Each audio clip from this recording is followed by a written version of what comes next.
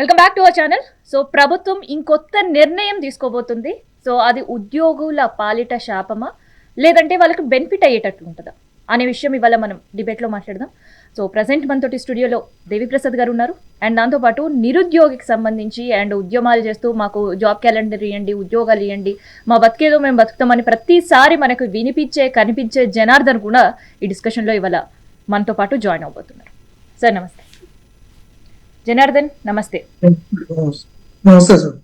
So first Devi Prasad గారు, ఏంటి ప్రభుత్వం ఒక కొత్త నిర్ణయం తీసుకోబోతుంది, అసలుకి వయో పరిమితి పెంచడం, ఇది ఉద్యోగులకు బెనిఫిట్ అయ్యే అవకాశం ఉంటుందా?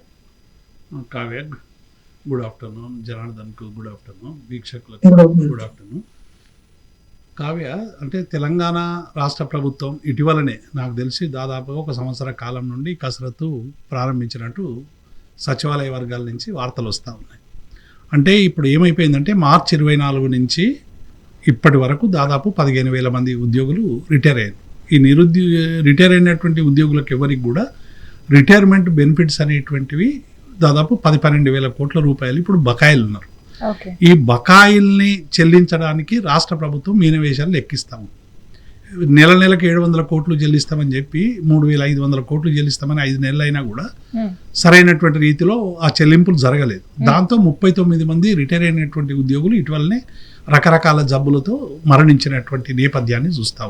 39 మంది వివిధ కారణాల వల్ల. 39 మందికి ఒక్క గవర్నమెంట్ బెనిఫిట్ కూడా రాదు. పెన్షన్ ఒక ఓన్లీ రెగ్యులర్ గా వచ్చేటువంటి పెన్షన్ వస్తున్నది తప్ప వాళ్ళకు వచ్చేటువంటి గ్రాట్యుటీ కానీ, వాళ్ళకు వచ్చేటువంటి సరెండర్ లీవ్ కానీ, వాటికి వచ్చే GLIS కానీ, వాటికి వచ్చేటువంటి ఎన్కాష్మెంట్ ఆఫ్ లీవ్ కానీ ఏవి కూడా, అంటే పెన్షన్గా రిటైర్ అయినప్పుడు వచ్చేటువంటి ఏ డబ్బు కూడా ఇవాళ ఇవ్వకుండా ఉద్యోగుల్ని వేధిస్తున్నటువంటి మొదటి రాష్ట్రం తెలంగాణ రాష్ట్రం. కాబట్టి ఈ సందర్భంలో రేవంత్ రెడ్డి గారు వచ్చినటువంటి ఆలోచననో దురాలోచనో మనకు తెలియదు కానీ రిటైర్మెంట్ ఏజ్ను పెంచాలి, రిటైర్మెంట్ ఏజ్ను పెంచి ఇచ్చేటువంటి డబ్బుల్ని వాయిదా వేయాలనేటువంటిది ఒక ఆలోచన జరుగుతుంది. రెండవది, అయితే ఇక్కడ ఆల్రెడీ 60 years అంటేనే గత ప్రభుత్వం ఒక 2 సంవత్సరాలు పెంచితేనే అమ్మో అనుకున్న పరిస్థితి. ఇప్పుడు మళ్ళీ ప్రభుత్వం వయోపరిమితి పెంచాలి అంటే అసలు వాళ్ళకి ఉద్యోగం చేసే శక్తి, ఇంట్రెస్ట్ రెండు ఉంటాయా? కావ్య, అందుకే తెలంగాణ రాష్ట్ర సాధనే నీళ్లు, నిధులు, నియామకం. 2014 రాగానే నేను అప్పుడు ఉద్యోగ సంఘాల JSC చైర్మన్గా ఉంటే, ఇది 58 ఏళ్ళు రాష్ట్ర ప్రభుత్వానికి ఉంది, 60 ఏళ్ళు సెంట్రల్ గవర్నమెంట్ ఉద్యోగులకు ఉంది, 60 ఏళ్ళు IAS IPSలకు ఉంది, 60 ఏళ్ళు క్లాస్ 4కు ఉంది, ఇట్లా 58 ఏళ్ళు ఉంది. అట్లాగే అప్పుడు విభజన అయినటువంటి ఆంధ్రప్రదేశ్ 61 ఏళ్ళు చేసింది. అప్పుడు ఉద్యోగులలో కొంతమంది రిటైర్ కాబోతున్నటువంటి ఉద్యోగులందరూ కూడా రిటైర్మెంట్ను పెంచాలని మీరు కూడా డిమాండ్ పెట్టండి అని నా మీద చాలా ప్రెషర్ తెచ్చారు మా ఉద్యోగ సంఘాలకు సంబంధించిన నాయకులు. ఇస్తే నేను మా తెలంగాణ NGO సంఘం రాష్ట్ర కార్యవర్గ సమావేశాన్ని పిలిచి రాష్ట్ర ప్రభుత్వం ఉద్యోగుల వయోపరిమితిని పెంచొద్దని ఏకగ్రీవంగా తీర్మానం చేసి కేసీఆర్ గారికి ఇచ్చారు. ఇది నేను 15 విషయం చెప్తున్నా, 15 జూన్కు సంబంధించినటువంటి అంశం చెప్తే 5 ఏళ్ల వరకు మేము ఆపగలిగినాం. నేను అధ్యక్షునిగా ఉన్నంత వరకు దాన్ని ఎట్టి పరిస్థితిలో కూడా, ఎందుకంటే నిరుద్యోగం కోసం వచ్చింది.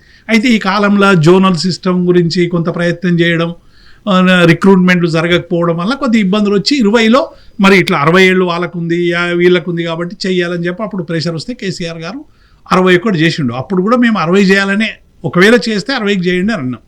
ఇప్పుడు ఏం చేస్తున్నారంటే ఈ రిటైర్ అయినటువంటి ఉద్యోగులకు డబ్బులు ఇవ్వడం తప్పించుకునేటువంటి ఒక పద్ధతి. రెండో పద్ధతి ఏంటంటే ఇలా నిరుద్యోగ యువకులందరూ కూడా కాంగ్రెస్ పార్టీ మీద తీవ్రమైనటువంటి ఆగ్రహంతో ఉన్నారు. సో ఒక్కసారి ఈ విషయం మనం జనార్దన్తో మాట్లాడదాం. జనార్దన్, ఏంటి సో మళ్ళీ ప్రభుత్వం ఒక కొత్త నిర్ణయం తీసుకోబోతుంది, వయో పరిమితి పెంచే ఆలోచనలో ఉంది. సో దీనివల్ల ఉద్యోగులు నష్టపోయే అవకాశం ఉంటుందా, నిరుద్యోగులు కూడా నష్టపోయే అవకాశం ఉంటుందా? 2 వర్షన్స్ చెప్పు. 100% అక్క. ఇప్పుడు నిరుద్యోగులు ఉద్యోగం కావాలనుకుంటున్నారు కాబట్టి నిరుద్యోగులు 100% నష్టపోతారు, ఉద్యోగులు కూడా నష్టపోతారు.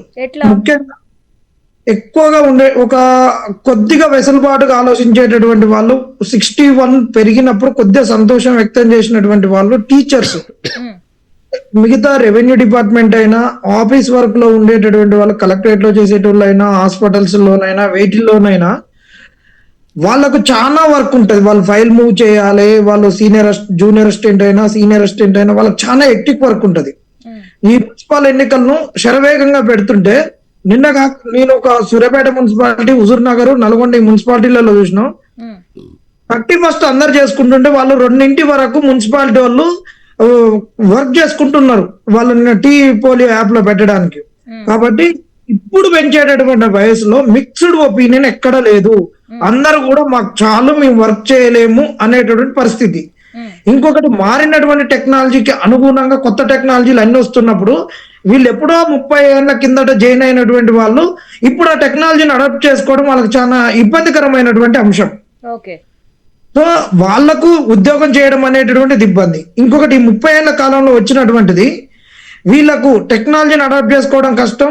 ఈ 30 ఏళ్లలో వచ్చినటువంటి లైఫ్ స్టైల్ డిసీజెస్, ఇవాళ షుగరు, బీపీ, థైరాయిడ్ ఈ అనేది కామన్ అయిపోయినాయి. అది లేకుండా ఆశ్చర్యపోవాలి, ఉంటే ఆశ్చర్యపోవాల్సినటువంటి పరిస్థితి లేదు. వీటన్నిటి దృష్ట్యా ఎవరు కూడా మాకు వద్దు ఉద్యోగాలు, ఇంకా మేము చేయమనేటటువంటి పరిస్థితి వచ్చింది. అంటే ఇది వాళ్ళకి ఇష్టం లేదు, ఇటు నిరుద్యోగులకు ఇష్టం లేదు. అదే వీళ్ళకు కాంగ్రెస్ వాళ్ళు కావాలని బలవంతంగా దొంగ బర్రె గుదపెండ కట్టినట్టు తప్పించుకొని పోతుంటే, ఆ బర్రెకు గుదపెండ కట్టినట్టు వద్దురో నాయన మేము ఉద్యోగం చేయలేము, మా బెనిఫిట్స్ ఏదో మాకు మా మనవళ్ళు మనవరాళ్ళతో ఉన్నామంటే, లేదు లేదు లేదు నీకు ఇక గుదబండి వేస్తున్నా, ఈ కుర్చీ మీదే కూర్చో అని ఫెవికాల్ వేసి మెడకు గుదబండి వేసి కూర్చోబెడుతున్నారు. కుర్చీకి ఫెవికాలు, మెడకు గుదబండి ఆడ అటు ఇటు తిరగకుండా. సార్ కింద ఒక మాట చెప్పారు, 39 మెంబర్స్ చనిపోయారు అన్నారు. కానీ చిన్న కరెక్షన్, 42 మెంబర్స్ చనిపోయారు. మొన్న 31st రోజు వెంకటేశం అనేటటువంటి వెంకటేశం సీనియర్ ఇంజనీర్ R&B లో చేస్తున్నటువంటి వ్యక్తి చనిపోయింది. ఇదంతా 42 మెంబర్స్. వీళ్ళ బెనిఫిట్స్ కొరకు కూడా మేము కోర్టులో పిటిషన్ వేసినాము. పిటిషన్ వేస్తే కూడా విఠల్ అనే వ్యక్తికి మీద మేము పిటిషన్ ఫైల్ చేసినాం.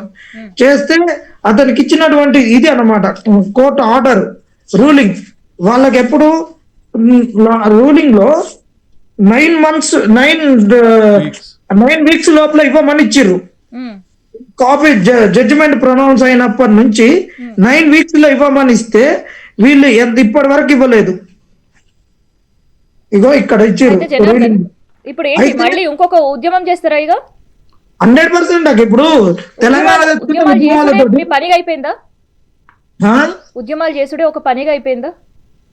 ఇప్పుడు చిత్తశుద్ధి లేనటువంటి వాళ్ళు మాకొచ్చి మా ముంగట ఏంటంటే చింత చెట్టు కింద పంచాయతీ చెప్పినట్టు మాకేదో కల్లిపల్లి కబుర్లు చెప్పారు.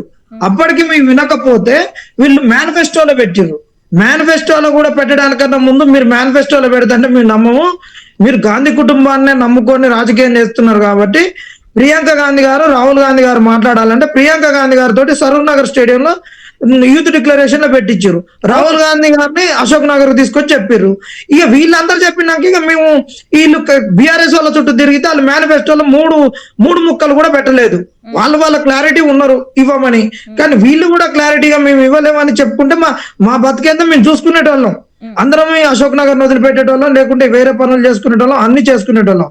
అటు కాకుండా ఇటు కాకుండా మమ్మల్ని మీకు ఉద్యోగాలు ఇస్తాం, ఒకటే సంవత్సరంలో 2 లక్షల ఉద్యోగాలు, మీరు ఇబ్బంది పడాల్సిన అవసరం లేదు, మీరు ఎగ్జామ్ ఇవన్నీ కూడా మీ ఉద్యమం టైంలో మీరు పెట్టిన డిమాండ్స్ కావచ్చు, ఇవన్నీ కూడా మనం వింటూ వచ్చినాం. ఇప్పుడు నేను మిమ్మల్ని సూటిగా అడిగేది ఏంటంటే, ఇప్పుడు వయో పరిమితి కనుక పెంచితే, ఆల్రెడీ సంవత్సరంలో 2 లక్షల ఉద్యోగాలు దేవుడు ఎరుగు, కానీ ఇప్పుడు వయో పరిమితి కనుక పెంచితే ఉద్యోగులకి మీకు కొత్తగా వచ్చే వాళ్ళకి ఎటువంటి ఇబ్బంది ఉంటుంది? నిజంగా జాబ్ క్యాలెండర్ వేసే పరిస్థితి ఉంటుందా మళ్ళీ ప్రభుత్వం? జాబ్ క్యాలెండర్ అనేది అది ఫెయిల్యూర్ ముచ్చట, దాని గురించి అసలే మాట్లాడొద్దాక. అసలు జాబ్ క్యాలెండర్ అంటే గవర్నమెంట్ వేస్తుంది అంటే అసలు నమ్మే ముచ్చట్లేదు. ఇంకొకటి, ఇప్పుడు మనకు 14,000 మంది రిటైర్డ్ అయినటువంటి వాళ్ళు ఉన్నారు. 14,000 మంది, వాళ్ళకి సంబంధించినటువంటి ఈ అన్ని డీటెయిల్స్. ఇది జనరల్ అడ్మినిస్ట్రేషన్ లో అన్నిటిలలో కలిసి 7,147 మంది. ఇది నిన్న వచ్చినటువంటి ఒక కాపీ, బయటికి మేము కొట్లాడి తీసుకొచ్చినాం. అంటే ఇప్పటికి 20,000 మంది రిటైర్డ్ అయ్యారు. 20,000 పోస్టులు ఎటు పోయినాయి? 2 లక్షల ఉద్యోగాలు ఎక్కడ పోయినాయి? 2 లక్షలలో 12,000 వీళ్ళు నింపినాయి. సరే 20,000 అనుకోరి, 1,18,000. 1,18,000కి 20,000 తోడైనాయి. మళ్ళా 2 లక్షల ఉద్యోగాలు ముచ్చటైంది. వీళ్ళు ఎవరికి అమ్ముకున్నారు?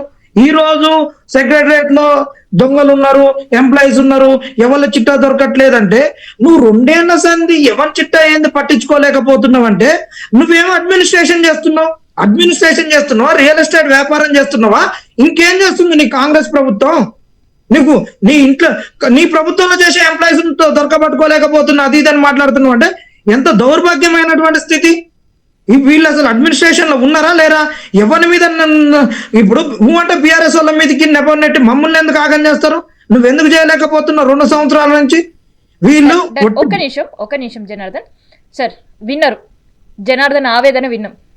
సో ఏంటి అసలు ఇప్పుడు వీళ్ళపైన ఎట్లా ఇంపాక్ట్ పడే అవకాశం ఉంది? వయోపరిమితి జనార్దన్ ఆవేదన అనేటువంటిది ఇలా సగటు నిరుద్యోగి ఆవేదన. అవును, ఉద్యోగులకు ఇప్పుడు ఎవరైనా ఇష్టంతో ఉద్యోగం చేయాలి తప్ప కష్టంతో ఉద్యోగం చేస్తే ఫలితాలు ఉండవు. ఇలా ఏ ఉద్యోగికి కూడా రిటైర్మెంట్ ఏజ్ పెంచాలి అనేటువంటి కోరిక లేదు, ఇష్టం కూడా లేదు. ఎందుకంటే వాళ్ళు రిలాక్స్ మూడ్లోకి వెళ్ళిపోయారు. ఈ 61 తర్వాత ఇంకేం చేస్తారు కావ్య? తర్వాత రోజు ఇంతకుముందు చాలా వ్యాలిడ్ పాయింట్ ఏంటంటే సాంకేతిక పరిజ్ఞానం బాగా పెరిగిపోయింది, డిజిటల్ మూడ్లోకి వచ్చింది, ఆఫీస్లో పేపర్లెస్ టెక్నాలజీ కూడా పెరిగింది. అంటే చాలా కాలం కింద 30 ఏళ్ళుగా వస్తున్నటువంటి ఉద్యోగులు అందరూ కూడా వస్తున్నటువంటి సాంకేతిక పరిజ్ఞానాన్ని అందుకోవడం అనేటువంటిది కొంత ఇబ్బందికరమైనటువంటి పరిణామం. చాలా ఇబ్బంది. తర్వాత వాళ్ళకు అప్లికేషన్ ఆన్లైన్ లో పెట్టుకోవాలన్నా, ఆ ఫార్మెట్లకు తీసుకురావాలన్నా వీళ్ళు ఒక్కొక్కసారి ఏమవుతుందంటే అయ్యో మేము పని చేయలేకపోతున్నామంటే న్యూనత భావానికి కూడా ఉద్యోగులు గురై మెంటల్లీ స్ట్రెస్ అయిపోయి రకరకాల వ్యాధులకు గురై మరణిస్తున్నటువంటి నేపథ్యాలు కూడా ఉన్నాయి, అయ్యో మేము పని చేయలేకపోతున్నామే అని. కాబట్టి ఇటువంటి సందర్భంలో రాష్ట్ర ప్రభుత్వం ఏజ్ పెంచడం అనేటువంటిది ఒక దుర్మార్గం. ఇది ఇంకొక క్వశ్చన్ లేదు. ఒకటి ఉద్యోగులకు డబ్బులు ఎగ్గొట్టడానికి చేస్తున్నటువంటి ఏదంటే ఒక సంవత్సరం పొడిగిస్తారు. దీని వెనకాల ఉండే కుట్ర ఏంది అంటే అంతే, ఏమో రిటైర్మెంట్ బెనిఫిట్స్ దాటేసే ప్రయత్నం. ఎన్ని రోజులు దాడతాడు? 1 సంవత్సరం పెంచితే సంవత్సరం పోతుంది. కానీ రేవంత్ రెడ్డి 1 సంవత్సరం పెంచాడు, 3 సంవత్సరాలు పెంచడానికి ఆయన పెంచితే 3 సంవత్సరాలు వేస్తాడు. ఎందుకంటే 3 సంవత్సరాలకి టెన్యూర్ అయిపోతుంది, వచ్చే గవర్నమెంట్ మీద తోసేటువంటి ప్రయత్నం చేస్తాడు. ఎందుకంటే కేసీఆర్ 3 ఏళ్ళు పెంచాడు కాబట్టి నేను కూడా 3 ఏళ్ళు వేస్తాను, నేనేం తక్కువ నా కేసీఆర్ కంటే అనే పద్ధతిలో పోతున్నాడు తప్ప 61 అనేటువంటిదే ఒక రీజనబుల్. ఇది కూడా ఆనాడు ఉద్యోగ సంఘాలు, ఉపాధ్యాయ సంఘాలు అందరూ రిక్వెస్ట్ చేసిర్రు పెంచాలని. ఈరోజు నీకు ఒక్క రిక్వెస్ట్ లేదే, ఎవరన్నా అడుగుతున్నారా? అడిగితే నిరుద్యోగ యువకులు కానీ తెలంగాణ సమాజం కానీ ఊరుకుంటుందా? ఇప్పుడు 30-35 ఏళ్ళు చేసినాక పెన్షన్ ఇస్తే చాలు, 50% వేతనం వస్తుంది. ఆ 50%తో నిరుద్యోగ యువకుల్ని ఉద్యోగాల్లోకి తీసుకోవచ్చు. జూనియర్ అసిస్టెంట్ కంటే 40-45 వేల కంటే ఎక్కువ రాదు. కాబట్టి ఇన్ని అవకాశాలు ఉండి కూడా ఇలా కావాలని కాంగ్రెస్ పార్టీ మేనిఫెస్టోలో ప్రజలకు ఇచ్చినటువంటి హామీలు అమలు చేస్తలేదు, నిరుద్యోగులకు ఇచ్చినటువంటి హామీలు అమలు చేస్తలేదు. ఉద్యోగులకు ఇలా 5 DAలు 14.5% ఇలా DA పెండింగ్ ఉంది. అంటే ఒక్కొక్క ఉద్యోగికి దగ్గర మినిమం 20,000 రూపాయలు ఇలా ప్రభుత్వం పుట్టగొడతా ఉంది. అంటే ధరలు పెరుగుతున్నటువంటి నేపథ్యంలో ఇవ్వాల్సినటువంటి కరువు భత్యం ఇస్తలేదు, PRC దిక్కే లేదు. తర్వాత హెల్త్ కార్డులకు సంబంధించి పూర్తిగా దోకా చేసినటువంటి పరిస్థితి కనబడతా ఉంది. అంటే ప్రభుత్వం ఏ విషయంలో కూడా చిత్తశుద్ధి లేదు. నిరుద్యోగ యువకుల దగ్గరికి రాహుల్ గాంధీ వచ్చి చిక్కడపల్లి సెంట్రల్ లైబ్రరీకి పోయి రకరకాలు పోయి హామీలు ఇచ్చినటువంటి నాయకులు కూడా ఎవడు కనబడతలేడు. వచ్చిన 2-3 నెలలు రోజు టీవీలలో మా ప్రజాపాలన ప్రభుత్వం 60,000 ఉద్యోగాలు ఇచ్చినామని చెప్పుకున్నారు కదా. ఈ 60,000 ఉద్యోగాలు ఎట్లు ఇచ్చినావు? ఆ రోజు కేసీఆర్ ప్రభుత్వంలో ఇచ్చినటువంటి నోటిఫికేషన్ వల్లే కదా. నిరుద్యోగులకి బీఆర్ఎస్ పైన ఉండే కోపం కూడా కాంగ్రెస్ ని గెలిపించడానికి ఒక కారణమే. తప్పకుండా మేము ఇప్పుడు డెఫినెట్గా బీఆర్ఎస్ పార్టీలో నిరుద్యోగ యువకులు ఆశించినంత మేరకు ఉద్యోగాలు దక్కకపోవడం వల్ల డెఫినెట్గా మా ప్రభుత్వం మీద, ఆ రోజు టీఆర్ఎస్ ప్రభుత్వం మీద నిరుద్యోగ యువకుల్లో కోపం ఉంది. ఒక్క నిరుద్యోగులకే కాదు, ఉద్యోగులకు కోపం వచ్చింది. 1వ తారీఖు వేతనం ఇవ్వనందుకు, ఉద్యోగాలు ఇవ్వనందుకు నిరుద్యోగ యువకులకు వచ్చింది.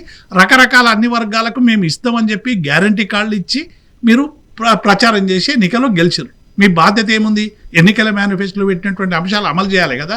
ఇలా అందరూ అడుగుతున్నది అదే. మీరు ఎన్నికల మేనిఫెస్టోలో పెట్టిర్రు 2 లక్షల ఉద్యోగాలు ఇస్తామని, నేను అదే క్లారిటీ ఇవ్వదలుచుకున్నాను. అయితే ఇక్కడ అది మనం చెప్తూనే వస్తున్నాం 2 సంవత్సరాల నుంచి. పథకాల విషయంలో ఫెయిల్యూర్ అవ్వడం కావచ్చు, గ్యారంటీల విషయంలో ఫెయిల్యూర్ అవ్వడం కావచ్చు, ఇచ్చిన హామీలు నెరవేర్చుకోవాలి. అసలు ఇప్పుడు నిరుద్యోగులకి ఒక పక్క ఎదురు చూస్తున్నారు, ఎప్పుడు జాబ్స్ అనౌన్స్ చేస్తారు, నోటిఫికేషన్స్ అని. ఇంకో పక్క వయో పరిమితి పెంచితే అసలు అవకాశం ఉందా మళ్ళీ జాబ్స్ వేయడానికి? ఇప్పుడు ఉన్న ఉద్యోగులు ఉన్నాక కొత్తగా నియామకాలు ఎక్కడ జరుగుతాయి కావ్య? ఇప్పుడు దగ్గర సంవత్సరం ఎప్పటికప్పుడు రిటైర్మెంట్ అవుతుంటే నిరుద్యోగ ఖాళీలని నోటిఫై చేయాలి. ఇప్పటికే 2,90,000 దాకా ఉద్యోగాలు ఖాళీగా ఉన్నాయి. కానీ ప్రభుత్వం ఎక్కడ చెప్తలేదు. ప్రభుత్వం ఏం చేస్తున్నది? కాంట్రాక్టు, అవుట్ సోర్సింగ్ వాళ్ళు చాలా మంది ఆ పోస్టులలో నింపుకొని ఇప్పుడు గడుపుతున్నారు. ఇప్పుడు వీళ్ళని కూడా ఏం చేస్తున్నది? వాళ్ళకి సరిగ్గా జీతాలు ఇస్తలేదు, 6 నెలల నుంచి ఏడిపిస్తుంది. ఒక్కొక్కరికి 6 నెలల నుంచి కాంట్రాక్ట్ అవుట్సోర్సింగ్లో ఉన్న వాళ్ళకు ఉద్యోగాలు, వాళ్ళకు వేతనాలు లేవు. ఏమనంటే ఇప్పుడు కొత్త పద్ధతి తీసుకొచ్చి ఎవరినైనా రెగ్యులరైజ్ చేశారు. మొన్న కొంతమంది లెక్చరర్లను వీళ్ళని వాళ్ళ కోసం కొత్త ఆర్డినెన్స్ మొన్న తీసుకొచ్చారు. ఇప్పుడు ఇవాళ అసెంబ్లీలో కూడా రేపు చట్టం చేయబోతున్నారు. కారణం ఏంటంటే వాళ్ళు 20 ఏళ్ళు సర్వీస్ చేసినా కూడా ఆ సర్వీస్కు సంబంధించిన ఏ ఒక్క రూపాయి కూడా వాళ్ళ సర్వీస్లో లెక్క రాదని. ఎంత దుర్మార్గం చెప్పండి. ఇప్పుడు మీరేమో మేనిఫెస్టోలో పెడతారు, రెగ్యులరైజ్ చేస్తాం, మీకు అవకాశం ఇస్తాం, నూతన పెన్షన్ విధానాన్ని రద్దు చేస్తాం, కాంట్రిబ్యూషన్ రద్దు చేసి ఓల్డ్ పెన్షన్ ఇస్తామని మీరు వాగ్దానం ఇచ్చారు. ఇవాళ హైకోర్టుకు పోయి సుప్రీంకోర్టుకు పోయి కోర్టు తీర్పులు తెచ్చుకున్న వాళ్ళకు మీరు మానవతా దృక్పథంతో అమలు చేయాల్సినటువంటి పెన్షన్ కూడా ఇవ్వకుండా ఇలా కొత్త చట్టాలు తీసుకొచ్చేటువంటి ప్రయత్నం చేస్తున్నారు. ఇలా నిరుద్యోగ యువకులలో నోట్ల మట్టి కొడుతున్నారు, ఉద్యోగుల నోట్ల మట్టి కొడుతున్నారు, ఇక మహిళలు ఇక మిగతా వర్గాలు ఇంకొక రకం. కాబట్టి ఇది ఇంటోటోగా అటు ఉద్యోగులు ఇటు నిరుద్యోగులు అందరూ కలిసి మళ్ళీ ఉద్యమం చేయక తప్పదు ఇక. ఎందుకంటే డబ్బులు రావు ఇక. పరిస్థితి ఏంటి? ఈ ఉద్యోగుల పరిస్థితి ఏంది? ఇవాళ డిఏ లేదు, పిఆర్సీ లేదు, వాళ్ళకి సంబంధించిన ఏ ఒక్క సమస్య పరిష్కారం లేదు, హెల్త్ కార్డులు లేవు. తర్వాత పైగా కనీసం రిటైర్మెంట్ అవుతారన్నా 10,000 20,000 వస్తే మనమలకో మనమరాళ్ళకో, లేకుంటే కొద్దిగా ఏజ్ దాటినాక పెళ్ళిళ్ళు అయితే వాళ్ళ బిడ్డలకో కొడుకులకో పెళ్ళిళ్ళు చేయాలి. అవసరమైతే ఆరోగ్యం బాగు చేసుకోవాలి, ఏదైనా స్టంట్ వేసుకోవాలి, ఏదైనా క్యాన్సర్ ఉంటే నయం చేసుకోవాలి, మిగతా జబ్బులు ఉంటే నయం చేసుకోవాలని డబ్బులు ఇస్తారేమో అనుకుంటే అవి కూడా ఇస్తలేరు. సరే, ఇప్పుడు వయో పరిమితి పెంచితే ఆర్టీసీ ఉద్యోగుల పైన కూడా ఇంపాక్ట్ పడుతుందా? ఇప్పుడు ఒక్క ప్రభుత్వ ఉద్యోగులకు నువ్వు పెంచితే అందరికి పెంచాల్సి వస్తుంది. అందరు అడుగుతారు. ఇప్పుడు కార్పొరేషన్లకు మొదలు ప్రభుత్వ ఉద్యోగులకు వస్తుంది, తర్వాత ఏమైపోతుంది, దాన్ని అందరికి పెంచాల్సి వస్తుంది. అంగన్వాడీలకు పెంచాల్సి వస్తుంది, ఆశాలకు పెంచాల్సి వస్తుంది, ఆర్టీసీ ఉద్యోగులకు పెంచాల్సి వస్తుంది, కార్పొరేషన్ ఉద్యోగులకు పెంచాల్సి వస్తుంది. అందరు కోట్లకు పోతారు. రాష్ట్ర ప్రభుత్వ సర్వీసులో ఉన్న వాళ్ళకి అందరికి మాకు ఏజ్ పెంచమని అడుగుతారు. జనార్దన్, ఆర్టీసీ ఉద్యోగులకి ఇప్పుడే వాళ్ళ పరిస్థితి ఏందో చూస్తున్నాం. 60 సంవత్సరాల పైబడి డ్రైవర్ నడిపే పరిస్థితి ఉంటుందా? కండక్టర్ టికెట్లు కొట్టే సిచ్యువేషన్ కనిపిస్తుందా? ప్రభుత్వం తీసుకున్న నిర్ణయం ఏంటిది? అంటే ఈ నిర్ణయం అమలు చేయాలనా, లేదంటే మళ్ళీ ఎవరైనా ఒకరు కోర్టులకు వెళ్ళాలనా? ఏమనిపిస్తుంది మీకు? వాళ్ళు అమలు చేస్తున్నా మేము చేయనీయం. ఎట్టి పరిస్థితుల్లో మేము చేయనీయకపోగా, నిరుద్యోగులు చేయనీయకపోగా ఫస్ట్ ఎంప్లాయీసే పోతారు. ఆర్టీసీ వాళ్ళు వద్దురో నాయన మాకు విఆర్ఎస్ ఇవ్వమని పెట్టుకుంటారు. ఫస్ట్ వాళ్ళు పెట్టుకుంటారు, మా విఆర్ఎస్ యాక్సెప్ట్ చెయ్యి అని వాళ్ళే మొత్తుకుంటారు. ఎందుకంటే ఇవాళ ఫ్రీ బస్ ఇచ్చి కోళ్ళ గంపలో కోళ్ళను కుక్కినట్టు ఇవాళ బస్సులలో కుక్కుతున్నారు. బస్సులు తగ్గించిండు ఆయన, మొత్తం బస్సులు తగ్గించిండు. ఉన్న ఒక 10 బస్సులు హైదరాబాద్ లో మీరు చూడండి. బస్సుల గురించి కాదు, ఉద్యోగుల పరిస్థితి ఎట్లా ఉంటుంది? బస్సులు తగ్గించినప్పుడు ఏమవుతుంది అంటే ఆక్యుపెన్సీ పెరుగుద్ది. బస్సులో ఒక 50 మంది ఎక్కవలసి 50 మంది ఎక్కవలసినటువంటి బస్సులో 150 మంది ఎక్కుతున్నారు. ఆ 150 మందికి యంగ్ ఏజ్ లో ఉన్నటువంటి ఒక 30 నుంచి 40 ఏళ్ల మధ్యలో ఉన్న టికెట్ తీసుకోవడం కష్టం. వెళ్ళి టికెట్లు అందరి దగ్గర ఇష్యూ చేయడం. మరి 60 ఏళ్ళు దాటిన ఆయన, 63 ఏళ్ళు ఆయన అంతమందిని ఎట్లా పోయి టికెట్ తీసుకుంటాడు? టికెట్ తీసుకోలేరు. ఆయన అటు ఇటు పోయే లోపల ఒక చెక్ పాయింట్ వచ్చింది, వాళ్ళు వచ్చి చూసిర్రు. మరి ఆయన ఏం చేస్తారు? సస్పెండ్ చేస్తారు. సస్పెండ్ చేసినప్పుడు వాళ్ళ రిటైర్మెంట్ బెనిఫిట్స్ రావు, అది క్లియర్ చేసుకోలేడు. ఎవరికి ఇబ్బంది? ఎట్టి పరిస్థితుల్లో ఆర్టీసీ వాళ్ళు అయితే ఒప్పుకోరు. ఈయన చేస్తే మాత్రం ఫస్ట్ వాళ్ళు విఆర్ఎస్ ఇవ్వమని మొత్తుకుంటారు. వీళ్ళు ఒక్కళ్ళే కాదు, ఇప్పుడు ఉన్నటువంటి ఆల్ డిపార్ట్మెంట్స్, పోలీసు వాళ్ళైతే చేయలేరు. ఇవన్నీ తలకాయ నొప్పులు. ట్రాఫిక్ వాళ్ళ గురించి మాట్లాడుకుందాం. ట్రాఫిక్ కూడల్లో మనకు కనిపిస్తుంటారు. సో ఇప్పటికే ఎండాకాలం వచ్చినా వర్షాకాలం వచ్చినా ఇక వాళ్ళ కష్టాలు వర్ణనాతీతం. సో ఇప్పుడు 61 ఏజ్లో వాళ్ళు అక్కడ నిలబడ్డమే వద్దని ఆల్రెడీ వాలంటరీ రిటైర్మెంట్ తీసుకొని వెనక్కి వెళ్ళిపోతున్నారు. ప్రభుత్వం మళ్ళీ వయోపరిమితి పెంచితే అసలుకి వాళ్ళు నిలబడే పరిస్థితి ఉంటుందా? నిలబడలేరు. ఇప్పుడు నైట్ వాచ్మెన్లు వాళ్ళు వీళ్ళు అంటే ఏదో అక్కడ వాళ్ళు చూసే డ్యూటీలు కాబట్టి ఉన్న ఫ్యాక్ట్ చెప్తున్నా నేను, వాస్తవం. ఏం చేస్తారంటే ఒక వ్యక్తిని పెట్టుకుంటారు. హాస్టల్లో వర్కర్లు కానీ, నైట్ వాచ్మెన్లు కానీ, వేరేటోళ్ళు కానీ, వీళ్ళకి ఒక 80 ఏళ్ళు 90 ఏళ్ళు వస్తే వానికి ఒక 20 ఏళ్ళు ఇచ్చి వీని బదులు ఆయన పెట్టుకొని అక్కడ ఉన్న వాళ్ళతోటి మేనేజ్ చేసుకుంటారు. మరి కానిస్టేబుల్ అట్లా మేనేజ్ చేసుకుంటారా? టీచర్ని మేనేజ్ చేసుకుంటారా? సీనియర్ అసిస్టెంట్ ఒక ఫైల్ మూవ్ చేసేటాన్ని అట్లా చేసుకుంటారా? వాడు చేయలేడు. ఎఫిషియన్సీ తగ్గిపోతుంది. ఈయన పెంచడం వల్ల ఏమవుతుంది అంటే అడ్మినిస్ట్రేషన్ పెరలైజ్ అయిపోతుంది. వాళ్ళు వద్దని విఆర్ఎస్లు పెట్టుకుంటారు. ఇక్కడ నుంచి నిరుద్యోగుల నుంచి లొల్లి ఇదంతా లాస్ట్కి ఏమవుతుంది అంటే తెలంగాణ అనేటటువంటిది మొత్తం కుంటుపడిపోతుంది. గవర్నమెంట్ అడ్మినిస్ట్రేషన్ కుంటుపడిపోతుంది. అడ్మినిస్ట్రేషన్ కుంటిపడిపోతే వీళ్ళు కావాల్సినవన్నీ దోసుకొని పోతూనే ఉంటారు రాత్రికి రాత్రి. ఎవడు ఉండడు. అడ్మినిస్ట్రేషన్ మంచిగా నడిచింది అనుకో మంచిగా ఉంటది. ఇప్పుడు గుడ్డు దీపం కింద దొంగతనం చేయొచ్చు, ట్యూబ్ లైట్ కింద దొంగతనం చేస్తాడు, ఎవరు చేయలేడు కదా. అడ్మినిస్ట్రేషన్ పెరలైజ్ అయింది అనుకో వీళ్ళు దోసుకొని పోయాన్ని దోసుకొని పోతారు. దొంగలకు, కాంగ్రెస్ దొంగలకు ఇది ఒక మంచి అవకాశం. అసలు ఇంకొకటి వీళ్ళు ఎంత మూర్ఖంగా ఆలోచిస్తున్నారు అంటే ఇవాళ ఈ 2,000 కోట్లు బర్డెన్ పడుతుంది అంటున్నారు. ఇవాళ ఒకటి రిటైర్మెంట్ అయితే వానికి ఇలా 1,00,000 తీసుకునేటోడు రిటైర్మెంట్ అయింది అనుకోండి. రిటైర్మెంట్ అయితే సార్ అన్నట్టు 1 సంవత్సరం కాకుండా ఇంకొక 6 నెలలకైనా ఇంకొక 2 సంవత్సరాలకైనా ఇవ్వాల్సిందే డబ్బులు. కానీ వాళ్ళందరూ కూడా ఇప్పుడు రిటైర్డ్ అయ్యే వాళ్ళందరూ కూడా ఓల్డ్ పెన్షన్ స్కీమ్ లో ఉన్నోళ్ళే. వీళ్ళందరికి 50% జీతం వస్తూనే ఉంటది. వీనికి ఇప్పుడు అదనంగా ఎంత ఇవ్వాలి, ఇంకొక 50% జీతం కల్పిస్తున్నాడు. ఇప్పుడు ఆ జీతంతో కొత్త ఎంప్లాయీస్ ఇద్దరిని ఎంగేజ్ చేయొచ్చు కదా. మరి దీనివల్ల ప్రభుత్వానికి బెనిఫిట్ కదా. మరి ఎందుకు ఈ రకంగా ఆలోచిస్తున్నారు, ఎవరి గురించి ఆలోచిస్తున్నారో తెలియదు. మరి ఆ రోజు కాంగ్రెస్ వాళ్ళు బీఆర్ఎస్ వాళ్ళు 3 సంవత్సరాలు ఏజ్ పెంచినప్పుడు ఈ చిలక పలుకులు పలికిన కోదండరాం సార్ అయినా వీళ్ళందరైనా ఈ ఆర్థమెటిక్ రీజన్స్ అని చెప్పారు కదా. కేసీఆర్ కు బుర్ర లేదు, ఆయన ఎవరి మాట వినడు, 80,000 పుస్తకాలు చదివిన తెలివి ఇదేనా, ఈ పాత ఉద్యోగితో 2 కొత్త వాళ్ళని పెట్టొచ్చు, అడ్మినిస్ట్రేషన్ పరుగులు పెట్టియొచ్చు అని చెప్పిన వాళ్ళు ఇదే రేవంత్ రెడ్డి గారు చెప్పారు, ఇదే కోదండరాం సార్ చెప్పారు, ఇదే ఆకునూరు మురళి చెప్పారు. అందరు చెప్పిన వాళ్ళు కాంగ్రెస్ వాళ్ళందరూ కూడా మైకులు పట్టుకొని బజాయించిన వాళ్ళే కదా. ఓల్డ్ పెన్షన్ స్కీమ్ రావాలి, ఇదంతా కాదు, మీకు ఓల్డ్ పెన్షన్ స్కీమ్ ఇచ్చి ఇన్ టైంలో 58 లో రిటైర్ చేస్తే చాలా గౌరవప్రదంగా ఉంటది. ఈ 2,000 కోట్లు ఇవ్వలేదా గవర్నమెంట్, దానికి తెలంగాణ ఇవన్నీ అని మాట్లాడారు.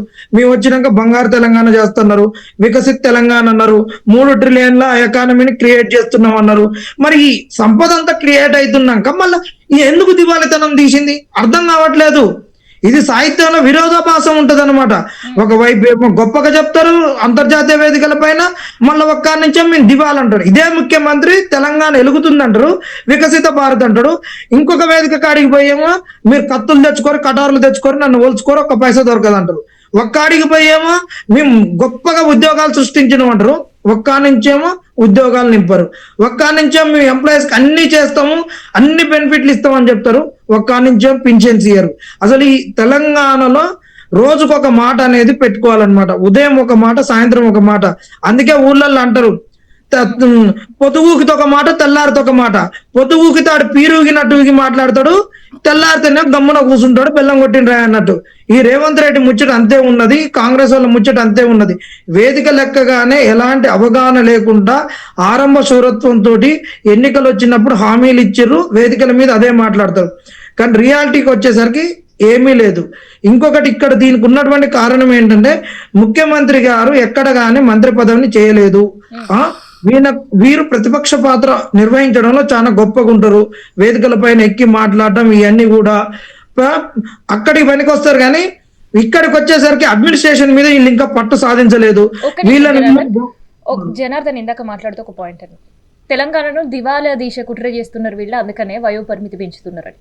నిజంగా అట్లాంటి పరిస్థితులు వస్తాయి. ఇప్పుడు రేవంత్ రెడ్డికి ఏంటంటే తెలంగాణ ఉద్యమకారుల పట్ల కానీ, తెలంగాణ ఉద్యమంలో పాల్గొన్న వాళ్ళ పట్ల కానీ ఒక తీవ్రమైనటువంటి కోపం ఉన్నది ఆయనకు. ఎందుకంటే ఉద్యమకారులనే అప్పుడు తుపాకీ తీసుకొని ఫైర్ చేయాలన్నంత తీవ్రంగా ఆ రోజు తెలంగాణ ఉద్యమకారుల మీద ఆయన దాడి చేసినటువంటి నేపథ్యాన్ని చూసాం.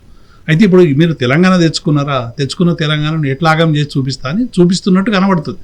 అంటే ఉద్యమకారులు తెచ్చుకున్న తెలంగాణ రాష్ట్రాన్ని సాధించుకున్నటువంటి వాళ్ళకందరికి కూడా అయ్యో తెలంగాణను ఎందుకు తెచ్చుకున్నాం ఎందుకా అనే ఒక భావనకు గురయ్యే విధంగా ఇలా అన్ని వర్గాలను నడిపిస్తున్నాడు.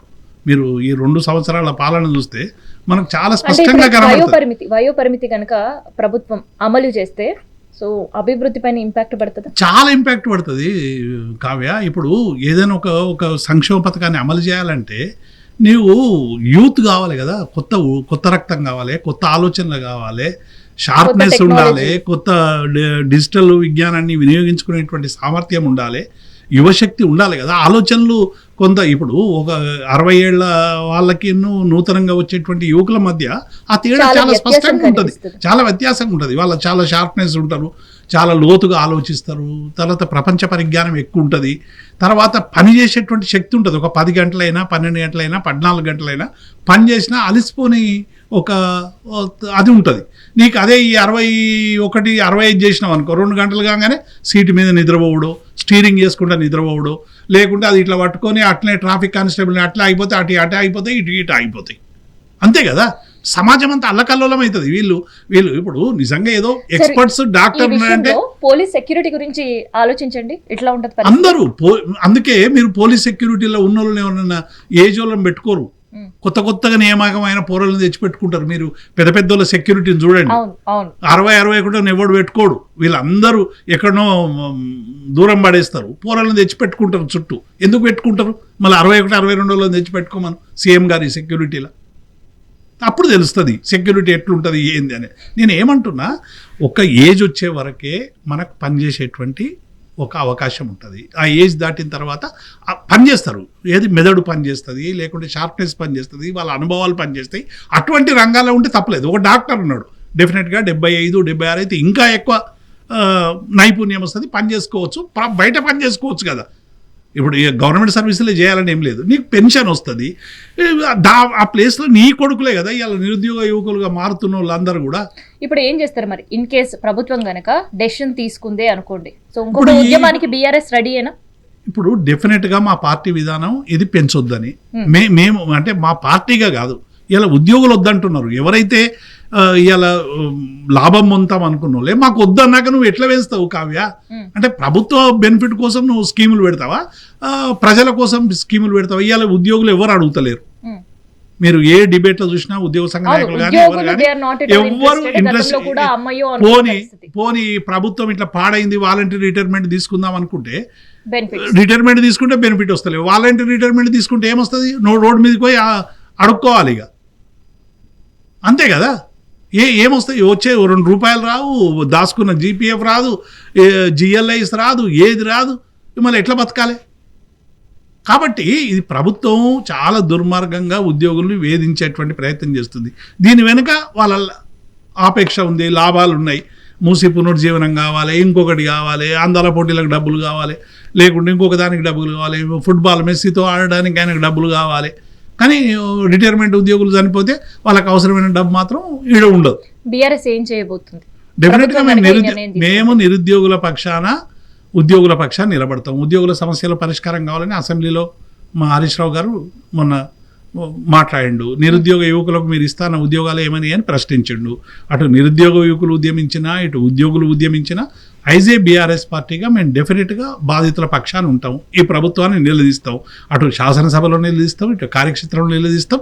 వాళ్ళు ఉద్యమాలు చేస్తే వాళ్ళు వెనక్కి నడుస్తాం. మేము ఎక్కడైనా పోయి మాట్లాడినందుకే ఆ నిరుద్యోగ యువకులందరూ కూడా మీరు బీఆర్ఎస్ నాయకులు, బీఆర్ఎస్ పెంచిన వాళ్ళు అని చెప్పి వాళ్ళను అమానుషంగా వాళ్ళ మీద ట్రోల్ చేస్తూ ఉన్నారు. అమ్మాయిల మీద కావచ్చు, అబ్బాయిల మీద కావచ్చు, వీళ్ళంతా ఏదో బీఆర్ఎస్ నడిపిస్తున్న సైనికులు. నిజంగా వాళ్ళ సమస్యలు నువ్వు పరిష్కరించు, పార్టీలకు అతీతంగా. వాళ్ళు మొన్నటిదాకానేమని కాంగ్రెస్ అంబాసిడర్లు, మొన్న మాకు వ్యతిరేకంగా బీఆర్ఎస్ పార్టీకి వ్యతిరేకంగా వీళ్ళందరూ పనిచేశారు కదా నిరుద్యోగ యువకులు అందరూ కూడా. జనార్దన్, మీరు ఇప్పుడు ఏ పార్టీ ఒప్పుకున్నారైతే, బీఆర్ఎస్ కాంగ్రెస్? మా మెడలో అన్ని పార్టీల కంట్రోల్ ఉంటే అందరు తప్పులు చేసినప్పుడు అందరి కంట్రోల్ తీసి ఆ కంట్రోల్ తోటే కొడతాం. సో నిరుద్యోగులకు మాత్రం నేను అనుకుని తెలంగాణ ఉద్యమం దగ్గర నుంచి ఇప్పటి వరకు ఏదైనా ఉద్యమం ఇంకా తెలంగాణలో జరుగుతుంది అంటే అది నిరుద్యోగ ఉద్యమమే. ఏమంటారు? నిరుద్యోగ ఉద్యమం ఇప్పుడు కాదక తెలంగాణకు అది పట్టిన శాపము. ముల్కీల కాలం నుంచి, నిజాం కాలం నుంచి ఈ తెలంగాణ నిరుద్యోగ సమస్య ఉంది. ఇప్పుడు ఇటు ఉంటున్నా కొద్ది ఇది చాలా జటిలం అయిపోతుంది. నిరుద్యోగ సమస్యను వీళ్ళకు చిత్తశుద్ధి లేకుండా ఉంటే ఇది చాలా సోషల్ అన్రెస్ట్ కి వస్తుంది. ఎందుకంటే ఒక్క నుంచి పెట్టుబడులు వస్తున్నాయి అంటున్నారు, ఒక్క నుంచి రాష్ట్రాన్ని $3 ట్రిలియన్ ఎకానమీకి తీసుకుపోతాం అనేటటువంటి వీళ్ళు మరి ఎందుకు ప్రైవేట్ సెక్టార్ లో ఉద్యోగాల కల్పన ఏటమైంది? మాకు ప్రైవేట్ సెక్టార్ లో ఇస్తున్నటువంటి సోషల్ లోకల్ రిజర్వేషన్ 80% ఇది ఏమైంది? అసలు ఇంతవరకు ప్రైవేట్ సెక్టార్ లో జనరేట్ అయిన ఉద్యోగాలన్నీ తెలంగాణ బిడ్డలకి ఎన్ని ఇచ్చారు? దాని నుంచి ఒక వైట్ పేపర్ రావాలి. ఇలా స్కిల్ యూనివర్సిటీ నుంచి ఎంతమందికి ఉద్యోగాలు ఇప్పించారు, ఎంతమందికి స్కిల్ అప్గ్రేడ్ అయింది, ఎన్హాన్స్ చేసిర్రు, ఇవన్నీ చెప్పాల్సినటువంటి బాధ్యత ఈ కాంగ్రెస్ ప్రభుత్వం పైన ఉంది. మెయిన్ గవర్నమెంట్ సెక్టార్ లో ఉద్యోగాలు అనేటటువంటి నామ మాత్రమే, అవి పెరగవు. గవర్నమెంట్ అనేది ఎంత కొట్టినా ఎక్స్పాండ్ అవ్వదు. గవర్నమెంట్ లో ఉద్యోగాల పెరుగుదల ఎప్పుడవుతుంది అంటే, మొన్న తెలంగాణలో ఒక్కటే అవకాశం, కొత్త జిల్లాలు కొత్త మండలాలు వచ్చినప్పుడు పెరిగినాయి అవకాశం. ఇప్పుడు ఇంకా ఎక్కడ పెరుగుతాయి? ఇప్పుడు 33 జిల్లాలు 46 జిల్లాలు చేస్తాడా? అవకాశాలు శూన్యం. కానీ పెరిగే అవకాశాలు ఎక్కడ ఉన్నాయి? ప్రైవేట్ సెక్టార్ లో ఉన్నాయి. మరి ఆ ప్రైవేట్ సెక్టార్ గురించి ఎందుకు మాట్లాడట్లేరు? ఈ వయసు పెంచి దీన్ని చేస్తున్నారు. దీన్ని అంతా సైడ్ ట్రాక్ పట్టించడమే. ఉద్యోగ కల్పనలో అన్నిటిలలో దీన్ని అంతా సైడ్ ట్రాక్ చేయడమే. యువతను మొత్తం కేవలం ఉద్యోగాల చుట్టూ తిప్పడం, గవర్నమెంట్ సెక్టార్ చుట్టూ తిప్పడమే. ప్రైవేట్ సెక్టార్లలో వస్తున్నటువంటి ఉద్యోగాలైనా, ప్రైవేట్ సెక్టార్లలో వస్తున్న కంపెనీలను ఇప్పుడు వీళ్ళు బెదిరించి ఎంత మరి వీళ్ళు గుంజుకుంటారు. మొన్న జరిగినటువంటి దాంట్లో దువ్వూరి సుబ్బారావు గారు మాట్లాడినటువంటివి అవన్నీ ఎకనామిక్స్ లో మాట్లాడినటువంటి అంశాలన్నీ ఉండాలి. ఎంఓయూలు పెట్టుకోగానే, సంతకాలు పెట్టగానే కాదు, వాళ్ళు డిపిఆర్లు ఎన్ని వచ్చినాయి, ఎంత పెట్టుబడి వాళ్ళు తెలంగాణకు తీసుకొచ్చారు, ఎన్ని ఉద్యోగ కల్పనలు జరిగినాయి అన్ని. ఎంఓయూలు కావాలంటే ఏముంది, ఏ మీద డిజిటల్ మోడ్లు ఎవరైనా పెడతాం. నేను ఇప్పుడు ఇవ్వాలంటే 100 ఎంఓయూలు ఇస్తా. మరి ఎంఓయూలు రియలైజ్ అవుతాయా? ఎప్పుడైతే రియలైజ్, మరి అవన్నీ చెప్పాల్సిన బాధ్యత కాంగ్రెస్ పైన ఉంది కదా. మరి ఉట్టిగానే ఈ దంపుడు ఉపన్యాసాలు ఎందుకు? వాళ్ళు చాలా క్లారిటీగా ఉన్నారు. తెలంగాణ ప్రజలే ఇప్పుడు క్లారిటీని మిస్ అయ్యారు. వాళ్ళు ఏంటంటే మొన్న సర్పంచ్ ఎన్నికలలో ఊరికి ఒక 30-40 ఇందిరమ్మ ఇండ్లు ఇచ్చినాం. ఆ ఇందిరమ్మ ఇల్లు బిల్లులు ఆగిపోతాయని బెదిరించారు, ఓట్లు వచ్చినాయి.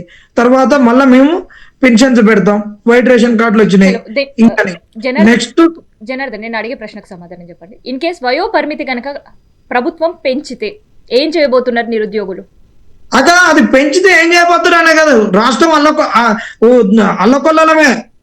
అసలు మాకన్నా ముందు వాళ్ళే వస్తారు. మా పిల్లలకు ఉద్యోగాలు ఎవరైనా వస్తారు. వాళ్ళతో మీరు కలిసి వెళ్ళే అవకాశం ఉందా? మరి ఎవరితో కలిసి వెళ్ళేది? ఇప్పుడు ఉద్యోగులు మాకు ఉద్యోగాలు వయో పరిమితి వద్దు అని కనుక వాళ్ళు ఉద్యమం చేస్తే వాళ్ళ ఉద్యమానికి మీరు కూడా చేయగలుగుతారా? అది మంచి ఉద్యమమే కదా, ఎందుకు కలిసిపోము? అలా క్వశ్చన్ మార్కే లేదు. ఇప్పుడు అందరూ కూడా తెలంగాణ సమాజం ఒక శ్రేయస్సు గురించి కొట్లాడుతున్నటువంటిదే.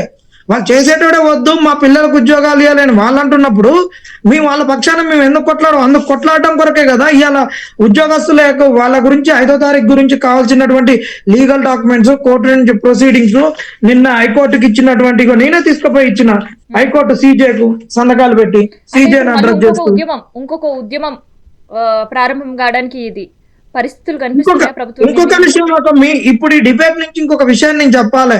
ఈయన రేవంత్ రెడ్డి ఎక్కడ పోయినా కానీ నేను అన్ని ఉద్యోగాలను రిటైర్డ్ అయిన వాళ్ళందరినీ తీసేసిన, బీఆర్ఎస్ వాళ్ళు ఉన్నప్పుడు రిటైర్డ్ ఉద్యోగాలను అందరినీ పెట్టుకున్నాడు అని చెప్తున్నాడు. ఇప్పుడు నా దగ్గర 6,000 మంది ఉద్యోగుల డీటెయిల్స్ ఉన్నాయి. వీళ్ళని అందరిని ఎందుకు పెట్టుకున్నాడు ఈయన? రిటైర్డ్ అయినటువంటి వాళ్ళు, రిటైర్డ్ అయిన ఉద్యోగుల్ని ఎందుకు ఈయన కొనసాగిస్తున్నాడు? ఇగో ఈయన 99 లో రిటైర్డ్ అయిండు. ఈయన యాదగిరిగుట్ట డెవలప్మెంట్ వైటీడీఏ కింద ఉన్నాడు. ఆయన తీసుకొచ్చి శిల్పారాంకి వేసిండు. ఈయనను తీసేయమని అన్నారు. ఎందుకు కొనసాగిస్తున్నాడు? రిటైర్డ్ ఉద్యోగులను కొనసాగిస్తాడు. ఆ రోజు రిటైర్డ్ ఉద్యోగులు అందరు వచ్చిర్రు, వాళ్ళందరూ ఉన్నారు అని చెప్పిండు. ఇవాళ రిటైర్డ్ ఎప్పుడు 99 నుంచి రిటైర్డ్ అయినటువంటి వాళ్ళు ఇంకా కొనసాగుతున్నారు చాలా మంది. 2012, 14, 16, 17, 18 ఇంకా రిటైర్డ్ అయిన వాళ్ళని తెచ్చిపెట్టుకుంటున్నారు. వాళ్ళకు పెన్షన్ వస్తుంది, వాళ్ళని ఓఎస్డీలుగా కొనసాగించుకుంటారు, అన్ని కొనసాగించుకుంటారు. ఎంత దౌర్భాగ్యమైనటువంటి స్థితి!